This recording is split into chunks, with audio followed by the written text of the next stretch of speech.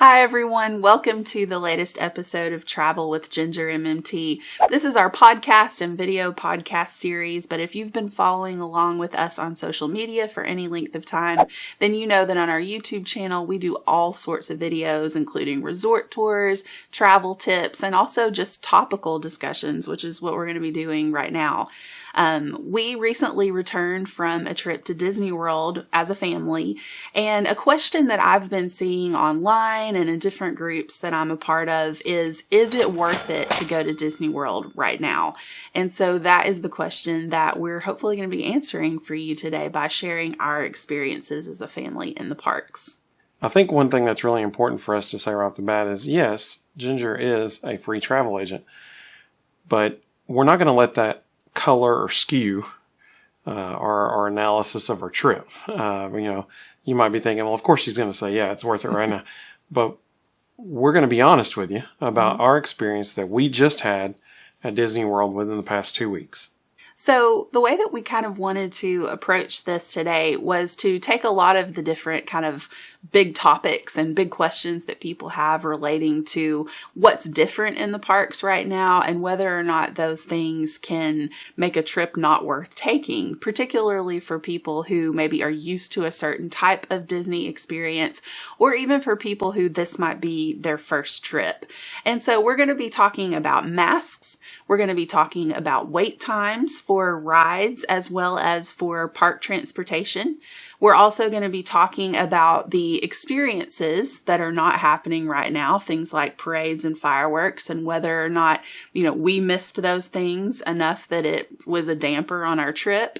And then lastly, we're going to be talking about character dining and whether or not, we think character dining in the form that it's in right now is worth it. So let's start off with the big question that I think everybody has on this topic is the masks. Do the masks make it not worth going to the parks right now? So before I share my opinion, Evan, what do you think? What's your opinion? I didn't think they were that big of a deal at all. We initially had disposable masks, and they're very lightweight. It was totally fine. Mm-hmm. Now, I do think it's important to note that at our full-time job, we have to wear those all day long. We're pretty used to it. Yeah. But our children, they wore them with no problem at all either. Mm-hmm. And so, I don't think it was a big deal at all. And that definitely should not be the reason if you choose not to go. I understand that, some people have asthma and things like that, but if you're just concerned about it being hot with the mat, that trust me, don't worry about that. It is definitely not the reason not to go. Yeah, I agree. Like Evan said, we live in an area that does have a mask mandate. And so we're used to wearing masks out anytime we go in public. We also do have to wear them at work. But we have done the parks in the summer with masks because we actually went to Universal together in late June. So it was very hot. And we wore masks without any problem in the summer. And then it was still pretty warm when we were there a couple of weeks ago at Disney World.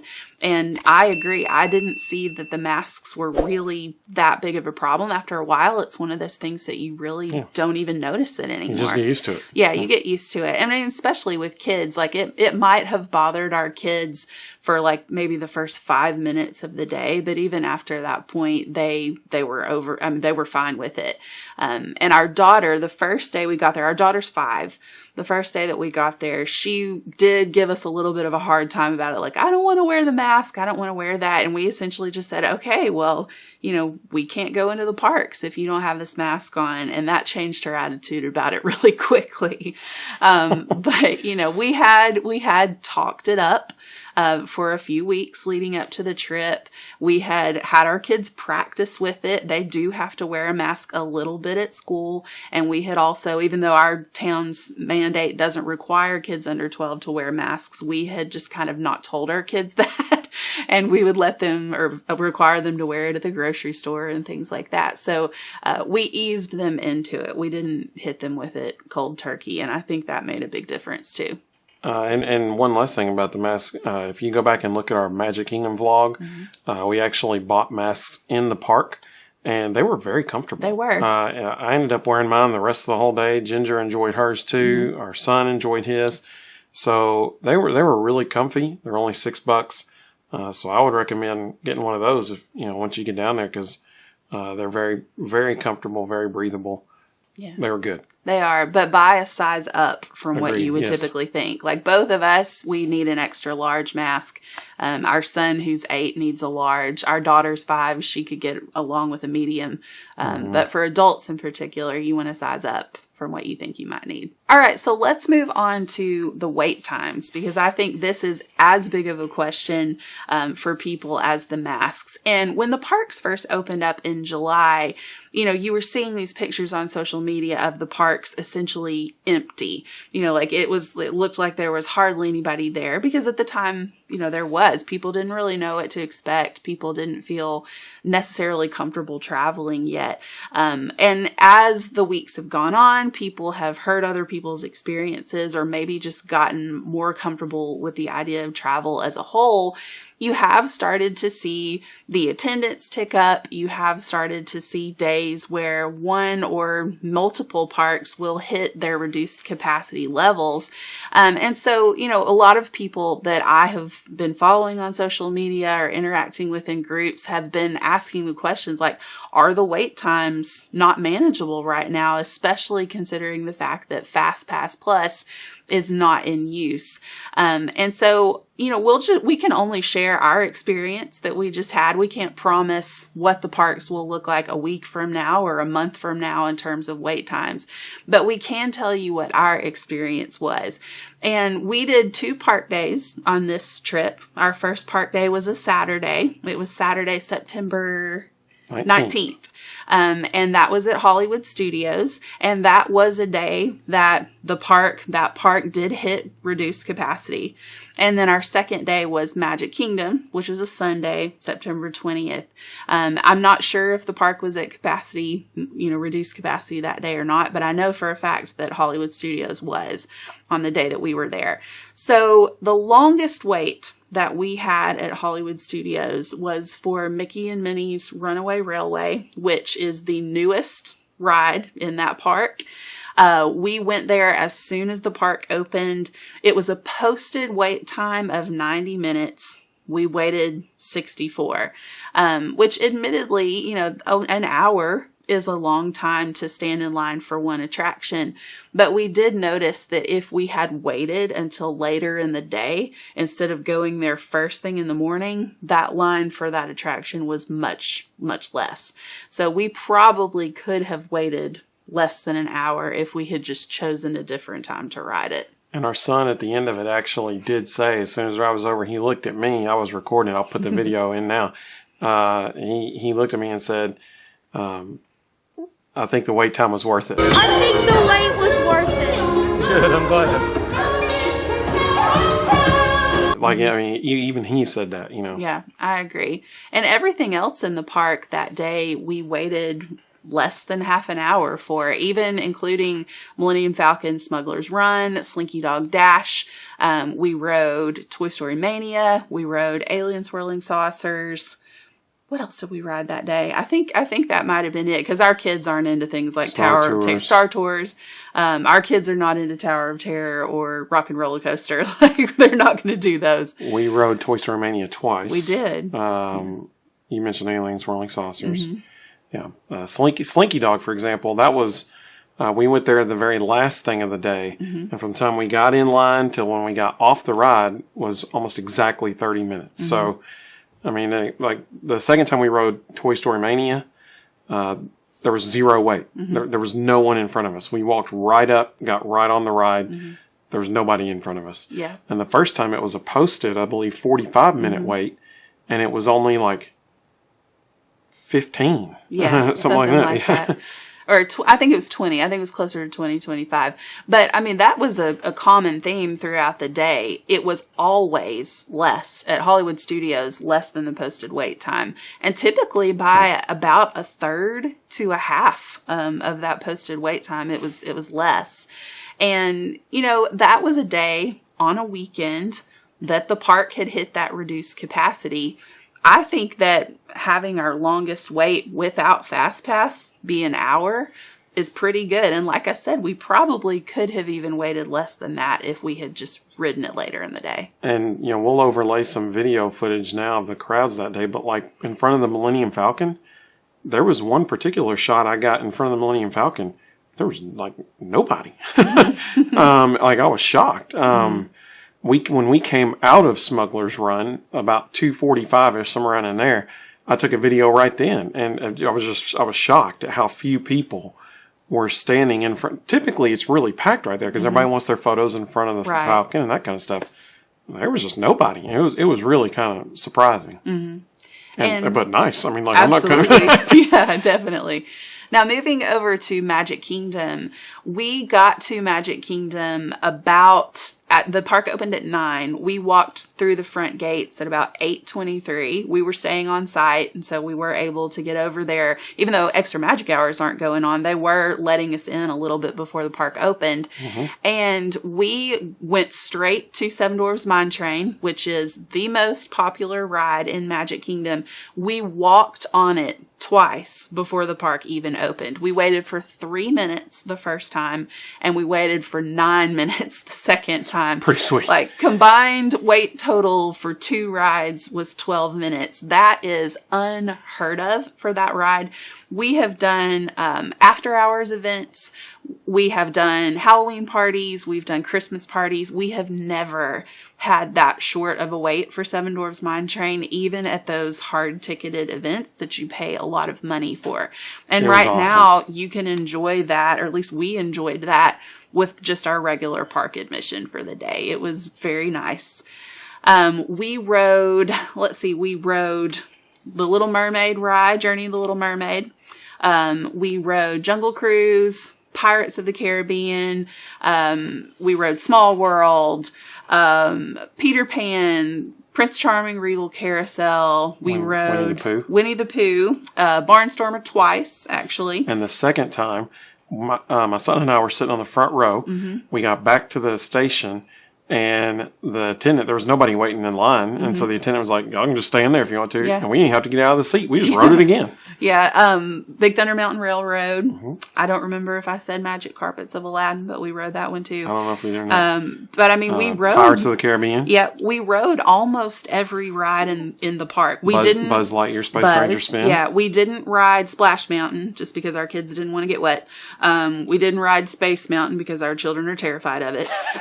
We didn't ride the Astro Orbiter because it's kind of just like Magic Carpets and Dumbo, and it was raining at the time too. And we didn't ride the People Mover because it's not operational right now. But we rode everything else in the park, which is incredible. We didn't ride Teacups because we were on our way to Buzz Lightyear, and they wanted to ride that instead, so we just went and rode that. Yep, yeah, and our daughter's a little iffy about the spinning of the she is not a fan. She does not like that at all. So we skipped that one too. But I mean, we rode the vast majority, and we did not wait longer than 30 minutes. Oh, Haunted Mansion. I left that out. That was the longest wait. Yeah, that was the longest wait at 29 minutes. Yep. And the second longest, believe it or not, was Small World. 28 minutes. 28 minutes. But everything else, and just like with Hollywood Studios, the posted wait times were far longer than what we actually waited. Like Jungle Cruise was a posted 50-minute wait. We got through in 15 minutes. So that was just, I don't know if they're having a hard time gauging the wait times, or if they're adding in some extra time for cleaning or distancing or what the case is. But consistently, it was less than what it was posted on the app. Well, and Ginger made a good point there about cleaning. So, for example, Haunted Mansion, it was originally a 35-minute posted wait. As we were getting in line, they'd warned us and said, hey, we're about to do our routine cleaning. So you add about 10 minutes to the posted wait time. So all total, it's supposed to be 45. We only waited 29 minutes.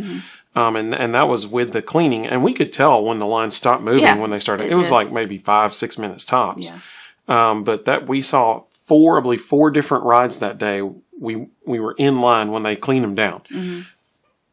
And it was fast, efficient. So, I mean, they're doing a really good job. So we saw cast members all day long sanitizing things. Even like we were in the gift shop right outside of Mickey's PhilharMagic. And there was a cast member in there, like the rotating shelves that the pens and things are on. Well, there's a cast member spraying down the edge of that where people would hold it to move it, wiping that down. So they're doing a really good job of keeping it sanitary and clean. Obviously, temperature checks for every single person that walks in there. On that Sunday, we actually had our temperature taken 3 times. We did. Once when we walked into Magic Kingdom. After that, we went to dinner at Grand Floridian Cafe. They did it there too. And after that, we went over to Disney Springs. They did it there too. So we had our temperature taken 3 times that day. Yeah, and all 3 times it was really quick and efficient. Oh, absolutely. Yes, that's a very simple process. Like, I think a lot of people were worried that would slow you down getting into the park, and it simply was not a problem at all. You just buzz right through. They use the little infrared one that they just kind of shine on your forehead, and it takes it instantly, and then you walk on through as long as your temperature is where it needs to be. Yep. So we've talked about ride wait times. Let's talk about transportation for on-site guests. We obviously can't speak to what it's like trying to get over and park if you're staying off-site because we stayed on property. But we stayed at Disney's Pop Century, which currently, as of the making of this podcast, is the only value resort that's open at the time. So as you can imagine, there were quite a few people staying there. It is, still reduced capacity, but it was more crowded than, I think we expected it to be, particularly, when you were looking at the pool areas and stuff in the evenings. You could tell there were quite a few people staying there. And so, if there was going to be an issue with transportation, I think we would have noticed it because I think there were enough people there that would have been apparent. So we took the Skyliner to Hollywood Studios. We got on the Skyliner at 9:23, I think. It's in the vlog. 9:26. Yeah, we made vlogs of our days, which we'll link in the video description in the upper right hand corner on YouTube. But we, I think we got on about 9:20, something like that, and we were at the park by 9:45. Park opened at 10. We did not wait to get on the Skyliner. Like, we just walked right on it. Yeah, at Pop, there was 0 wait. We got right on it. Now, when we got to the transfer station at Caribbean Beach, there was a little bit of a wait there, but it still wasn't that bad. Yeah. But now the next day, that was on Saturday. Sunday morning, the line at Pop Century was much longer. It was. It was much longer. We were leaving to go to breakfast that morning at about 9:45. I think that the line was probably a combination of people getting over to Hollywood Studios and people trying to get early over to Epcot because the Skyliner goes to both. Totally agree. So, obviously it can fluctuate a little bit from day to day. We didn't have a wait at all on that Saturday other than just a little bit of a wait at that transfer station at Caribbean Beach. But, I think a lot of that has to do with the time that you're showing up for the Skyliner. I think you're having better luck with the wait times if you're not showing up super early. That's just, a trend that I've noticed in talking to other people who have been traveling to the parks about their experiences with on-site transportation. And I have seen a common theme that if you get there, an hour and 15 minutes before the park opens, you're probably waiting for quite a bit longer than if you leave a little closer to the actual park opening time. So typically, that's the total opposite of the advice that we give people. We usually say as agents, get to the transportation as early as you possibly can. But I think right now with the Skyliner, they're not allowing early boarding unless you have a dining reservation. So if you show up super early, you're just going to be standing there, like waiting for the time when they would start letting you on. So wait a little bit longer. In fact, that can be a pretty decent tip for Hollywood Studios in general. If you're not concerned about trying to get that 10 a.m. boarding pass for Rise of the Resistance, maybe wait a little bit and get to the park slightly after opening. and you might encounter, less crowds for transportation and also getting through the front door. But, for us, we left about half an hour before the park opened and we didn't have any problem. So on our Magic Kingdom day from Pop Century, our only option was to take a bus. And when we first walked out from, the main building to the bus stop, we looked at the line and we kind of went, oh my goodness, like we're going to be waiting forever for a bus, because with the social distancing, that line looked a whole lot longer than it actually was. Bingo. But I have to hand it to Disney. They had those buses lined up one right after the other. Even though the line looked like it went all the way back almost to the entrance to Classic Hall from the bus stop, which is quite a ways, and it was, snaking around and everything. We waited 20 minutes for a bus, which that's standard, even during normal operations, to wait about 15, 20 minutes for a bus, because they would load one up, the next one would be right behind it, and literally waiting for that one to pull off so it could pull into the thing. And it was that way when they picked us up from Pop Century to take us to Magic Kingdom. And we also, went over to Disney Springs, and it was the same way picking us up at Disney Springs to take us back. So they were just doing a really, really good job of having multiple buses available. We were at Disney Springs when it was closing, so everybody was leaving then. So everybody that is staying at a Value Resort was going to the Pop Century, the bus stop. And I mean, it looked like a long, long line because there was a lot of people. There were 6 buses, like bam, bam, bam, right behind it. And we waited hardly any time, like maybe 10 minutes tops, if that. I mean, like there were so many buses, just one right after the other, that they were doing a really good job. And they are obviously social distancing on the buses. So I believe they're only allowing 6 parties on at a time, maybe less than that, depending on how large your party is. We also rode the monorail over from the Magic Kingdom to the Grand Floridian because we had a dinner reservation at Grand Floridian Cafe, which, by the way, one of my favorite restaurants on Disney property. I think that one is a major hidden gem because a lot of people don't think about it. It's not a character meal or anything like that, but the food, I've never had a bad meal there. It's so good. And it's just a pretty restaurant too. There's a lot of natural light. It's a great place to go for dinner or breakfast on your Magic Kingdom day. But so we took the monorail over, and even the monorail was moving pretty quickly. Like, we did not wait for very long at park closing for the monorail. They're just doing a really, really good job of keeping it, in our experience, keeping it very, very efficient. So let's talk about some missing experiences, because I think that's another big concern that people have. And I've heard people, wonder, is it going to be magical? Is it going to be the Disney that I'm used to? So some of the experiences that are missing from the parks right now are fireworks shows. That's not happening in any of the parks. Parades are also not happening. And that's just so people don't gather. Right. Anything groups that would draw a crowd. Character meet and greets are not happening. So things like Princess Fairy Tale Hall is closed right now, for instance, in the Magic Kingdom. And there aren't going to be characters stationed in the parks that you could walk up to and take a picture with or have them sign an autograph book for you. And also character dining. Not all character dining locations are open right now. And the ones that are, it's a modified experience. But we'll talk more in depth about that in just a second. And there are some places, like in Epcot, where the character is at a distance from you. And you can take a picture with them socially distanced behind you. Yes, you can. So characters are still very much present and visible, but it's not that same up close interaction that was obviously in place prior to the pandemic. But what Disney has done to kind of replace some of those experiences, they have replaced the parades with character cavalcades. And in fact, they've even put cavalcades in parks that don't traditionally have a parade. So typically Epcot does not have a parade, but Epcot has character cavalcades, and those are just spontaneous Characters will come out, either they might be riding a horse, they might be in a carriage, like Anna and Elsa at Epcot are in an open carriage. They might be just walking down the street. They might be in really cute little decorated cars. They might be on parade floats.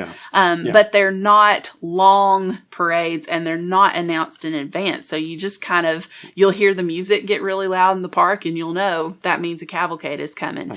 Animal Kingdom, they're in boats. Yeah, they're in boats in Animal Kingdom. And I have to say, I thought that we would really miss the Festival of Fantasy Parade in the Magic Kingdom. Because we love that parade. We love that parade. And, it's something that we saw and our kids loved the first time we ever took them to Disney World. And so it has sentimental, nostalgic value for us as a family.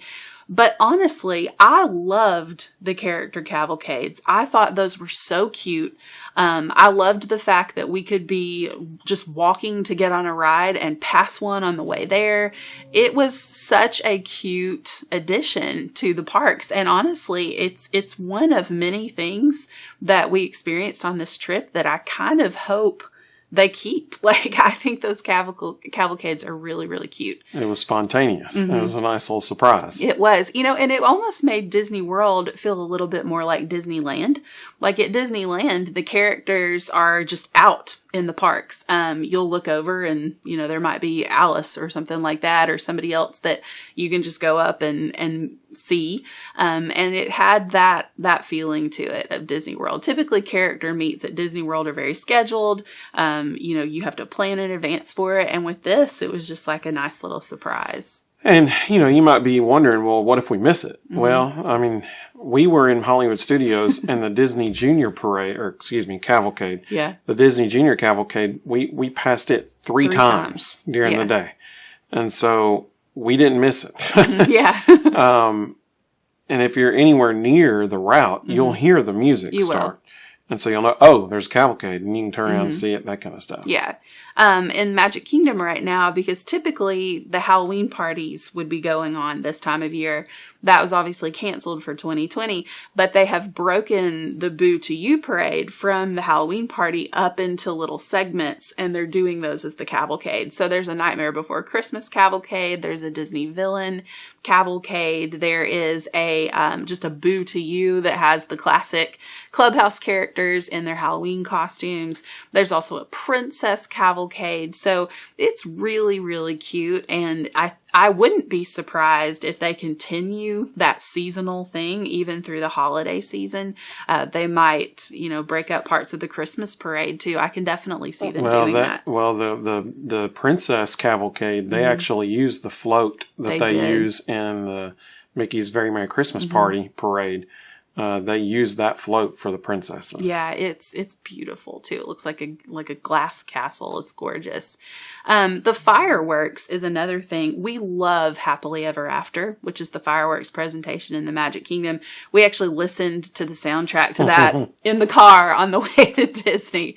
So we obviously love that presentation, and I would, of course, love to see fireworks. I think anyone would always like to see fireworks, but I don't feel like it ruined my trip that we didn't get to see the fireworks. I didn't even think about it till after we were gone. It was like, oh, we didn't see fireworks. Yeah. It was such a busy and fun day because we were getting to ride so many things. Right. That personally, when we left, honestly, I felt like it was the best day we've ever had in Magic Kingdom. I agree. Just due to how much we got to do. We got to do more rides that day, and the park was only open from 9 to 6, and we got to do more rides in that amount of time than we've ever gotten to do ever.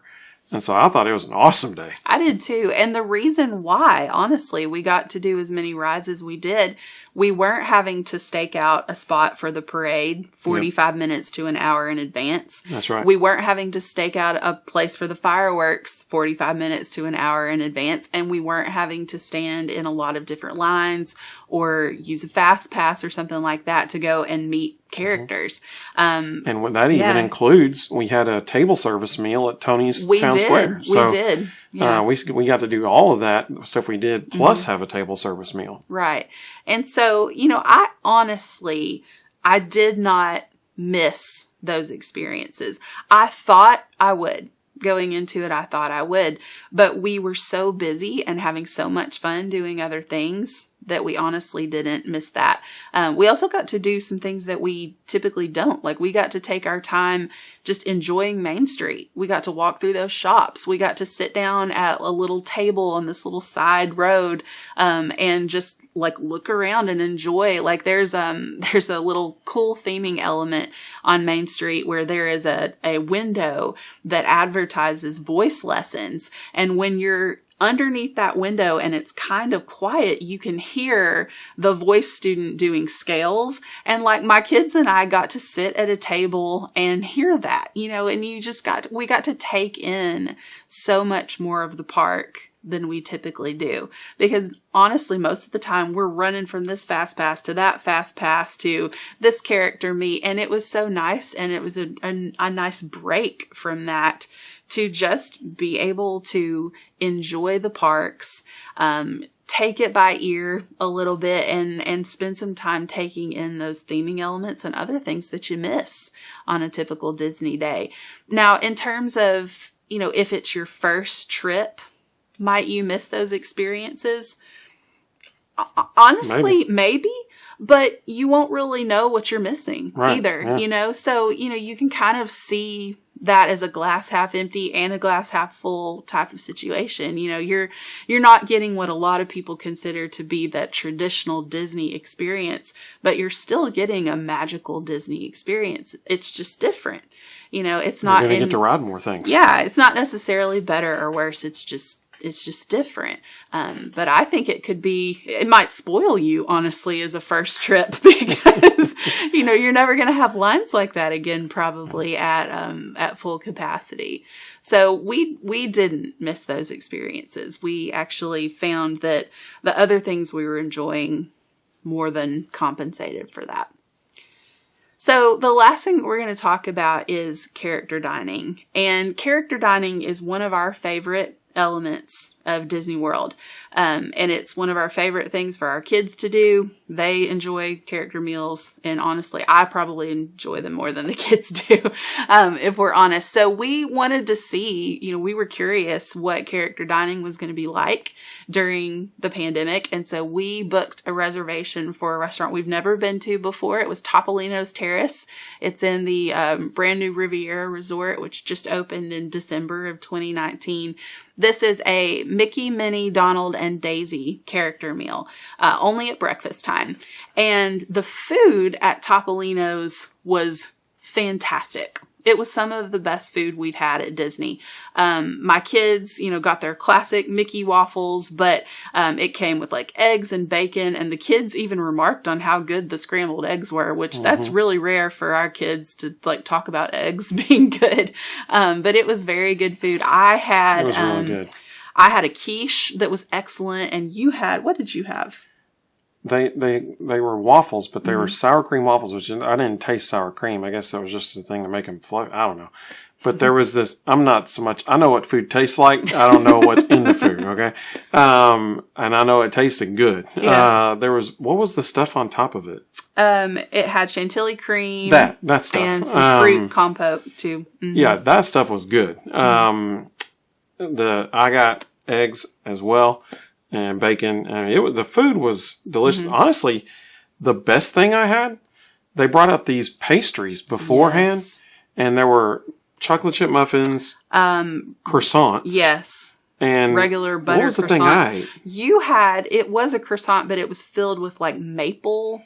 That was the best thing I had there. So good. That was the best thing that I had there. It was really, really good. Yeah, their pastries are excellent. The coffee was really good. And Topolino's has a beautiful atmosphere. You were 100%. Up on the top floor of the Riviera Resort. You have views as you're eating. You have views of 3 parks plus all one of the water parks. Yep. But if you walk back near where the bathrooms are, you can see Magic Kingdom too. So you can see all 4 parks. And Spaceship Earth off that direction. Yes, it is so pretty. Tons of natural light, beautiful view. But the characters, the way that this worked was they didn't come up to the table. Obviously, you couldn't walk up to them. They would kind of stop at each table from at least 6 feet, if not more, away from you and kind of pose for you to take a picture of them. And then they would stand kind of in the corners of the room and dance around and interact with people from afar. And then there was like a little song that they did in the middle of the meal where they marched around the room and everything again. So each one would come out one at a time, and then they did the song where all four of them came out all at the same time. Yes. And they were really dressed really cute too. They're dressed like art students. So like Minnie is a poet. She had this really cute dress with like newspaper print all over it. Mickey was a painter. So he's got his painter's smock on. Donald was a sculptor. So he's got like his sculpting tools and everything. Yeah, that was cool. That was cool and Daisy was a ballerina. She was probably the best character. She interacted the most and she sure did. Goofed around and danced into this like little, classical piece and everything. So the characters' outfits were adorable. The food and atmosphere were great. Honestly, I don't think personally I would pay for character dining again right now. Just having experienced what it's typically like, that is the one element that I don't know that I would recommend right now, honestly.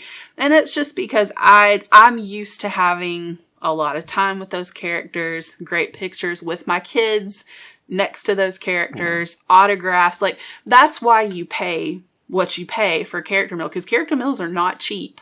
I think we paid 60 something per 27 per child. 42. That's right. Okay, I was aiming way high, but it was 42 per adult. And 27 per kid. I mean, obviously that's a lot for breakfast. And you pay what you pay for a character meal to have those up close character interactions without having to stand in line or use a fast pass. Like, that's the value of a character meal. And I don't feel like we got that full value out of this experience. Right. You can tell they're trying. Yes. But it's just not. Right. And interaction is not the same. Yeah. And it's you can't really fault anybody for that. It's just a product of the way it has to be right now to keep everybody safe. So would I do Topolino's again if it were under normal character meal situation? Yes. 100%. I would totally recommend that restaurant. But just right now. And honestly, a big part of that, I would go back when it's normal for the view. The view. The view was amazing. It was absolutely beautiful. It's on the Skyliner line, so it's really convenient if you're staying at one of the Skyliner resorts like Pop Century or Art of Animation or Caribbean Beach. But, I wouldn't recommend it now simply because the character interactions aren't everything that I would want it to be to make it feel like it was a good value, essentially. But the food, the atmosphere was top notch. Can't really fault that at all. And if you've never been to Disney World and you just want to experience it and you don't have any prior expectations, the level of interaction you get, you might be really pleased with. You might. It's just having done it the other way and knowing how much, like, we have a video of Polynesian where Mickey just walks up and hugs Ginger like that, That obviously ain't happening right now. So. No, it's not. And obviously we hope it gets to that point at some point again. But until it does, I don't think I personally would do character dining again. But like Evan said, if you have no preconceived ideas about it or you've never experienced it the old way, you might think it's great.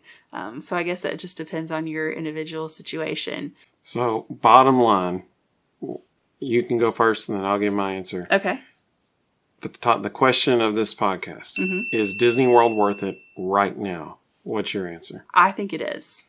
I would 100% say yes as well. If I could go back today, I would. Yeah. Because we've never had such a action-packed and such a enjoyable experience as far as getting to ride so many things. We still got to see characters. We got to ride stuff. We saw, the cavalcades, we got to see the characters. Would I go back right now? Is it worth it right now? 100% yes. You will get so much enjoyment and do so many things if you were to go there right now. And if you're hoping to get maybe a little bit of personalized advice or feedback for your individual situation as to whether or not a trip to Disney right now would be right for you, that's what travel agents do. We advise on things like that. And then if you do decide to book that trip, we also assist you with navigating all of the changes that have been made to the Disney experience during this pandemic. And all that help is free to them, right? It is. My travel planning services are completely free if you book your trip through me. So if you just have questions or if you're interested in a free, no obligation quote, you can visit GingerMMT.com. And if you'd like to see video footage of our experiences in the park, we have vlogs from both our Hollywood Studios Day and our Magic Kingdom Day, where we go ride by ride and we tell you the posted wait time and then how much we actually waited. We show you crowd levels at different points during the day. We talk about our experiences with transportation and everything. So if you want to get to see it for yourself, definitely check out those vlogs. If you're not watching us through YouTube right now, you can find our YouTube channel at youtube.com/GingerMMT. There's also a lot of other great content over there, including travel tips, resort tours, and all kinds of fun stuff. So we would obviously love it if you would subscribe to the channel as well. But thank you so much for watching and for listening to this podcast. And we hope to see you again real soon.